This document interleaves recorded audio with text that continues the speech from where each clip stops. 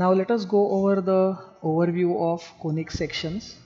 That is, here we will just see a high level picture of what is the meaning of conic sections and how do they originate. Now conic sections can be viewed from two different perspectives. That is, the first perspective is by cutting of a cone by a cutting plane in different ways, which gives rise to different conic sections. And the second way of looking at conic section is using what is called as a focus directrix property and the concept of eccentricity. Alright, so the same conic sections can be studied from different ways. So we will go over both of these one by one. Let us begin with how different conic sections are generated by cutting a cone with the help of a cutting plane. Right. So as shown in the figure, we are going to basically consider a double cone, that is as shown here. There are what is called as two napes, that is upper nape and lower nape, that is the two halves of the cone. Then the axis of the cone is also shown, and we have basically the slant edge of the cone. So the slant edge is making an angle alpha with the axis, so that's the symbol that we are going to use. Now the angle between the cutting plane and the axis, let us denote it as beta. That is, at what angle the cutting plane is going to cut the cone, that decides what cross section, that is what conic section we will get. So therefore let us consider different cases based on how the plane is cutting the cone. Right. Let's go ahead and see the case 1, in which we have beta equal to 90. That means if you observe, the angle between the cutting plane and the axis is 90 degrees, that is it's cutting perpendicularly to the cone's axis. Then we can easily sense that the cross section is a circle. So you see, so the green colored curve shown here is nothing but the circle. So that is the first case. So circle is our first conic section. Now let's move ahead and tilt the plane by a little angle, but such that that particular angle is less than 90 and greater than alpha. Right. So in that case we see that the cross section is an ellipse. Okay. So once again the green colored curve is the ellipse, which is the second conic section. Now if we tilt the plane even further and make it equal to alpha, you see the angle between the cutting plane and the axis, that is same as the angle between the slant edge and the axis of the cone.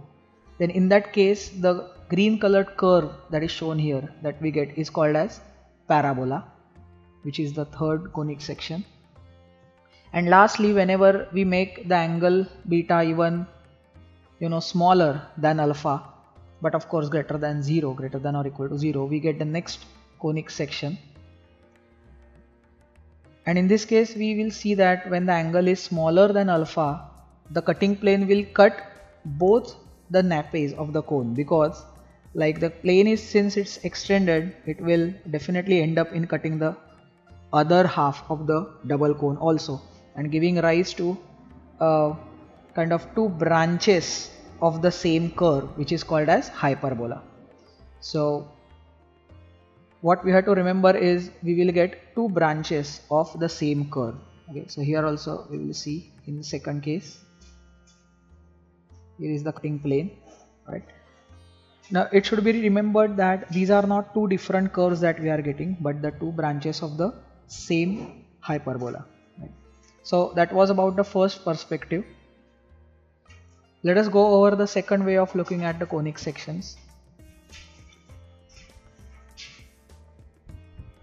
So this relates to what is called as focus directrix property and the eccentricity.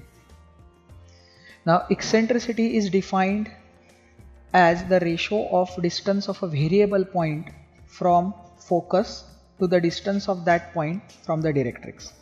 So let us first understand that focus is some fixed given point to us and directrix is some fixed given line. Okay, so given a directrix and a focus, suppose we have a moving point P such that its distance from the focus and its distance from the directrix. So distance from the directrix means of course the perpendicular distance. So the ratio of these distances, so that is SP divided by PM, that ratio is called as the eccentricity. Now how this relates with conic sections is that the value of the eccentricity will decide which conic section it is. Let us suppose consider that E is equal to 1. So what that means is the distance SP is same as distance PM. So here I have shown one possible location of the point P where these two distances are same. Now it's not difficult to imagine that there might be another location also somewhere here, where the two distances are still same. There might be one more, isn't it? So we can definitely imagine the different locations of point P such that its distance from the focus as well as its distance from the directrix is same. So therefore, if we trace the locus of point P, then we get the curve which is nothing but parabola.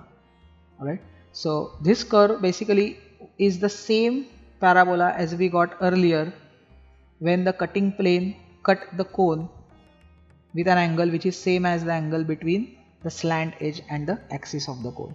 Right. So now in case of E less than 1, if eccentricity is less than 1, then what it means is the distance of the point from the focus is smaller than its distance from the directrix. So in that case we get the point to be closer to the focus than directrix, and this is where we get what is called as ellipse. Right. So in day-to-day life we call the elliptical shape as the oval. Right. And in case of E greater than 1, we get hyperbola. Now when E is greater than 1, it means that the point is closer to the directrix as compared to the focus, and in that case we get the two branches of the hyperbola.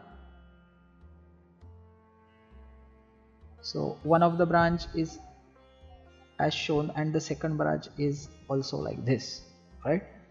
So this is the way to look at the conic sections from the perspective of focus directrix property and eccentricity. Alright. So let us summarize all the information we have seen so far in a kind of table which gives an overview of all these facts. So we have to look at the different types of conic sections. Then what is the relation between angles alpha and beta while cutting a cone by a cutting plane. And lastly, what is the corresponding eccentricity for that conic section. So for the circle, beta must be equal to 90 degree, and eccentricity is actually not defined for a circle. Like, theoretically we can take it as 0, but normally we don't talk about the eccentricity in case of a circle. For ellipse, the angle beta lies between alpha and 90 degrees, and eccentricity is always less than 1. Of course, it's noted that the eccentricity has to be always greater than 0. That means eccentricity is always a positive number, that is, it can't be negative. Alright, so that is understood. Now in case of parabola, the cutting angle beta must be equal to angle alpha, and eccentricity is specifically equal to 1, so of course that is greater than 0. And for hyperbola, angle beta lies between 0 and alpha, 0 allowed, and eccentricity is greater than 1.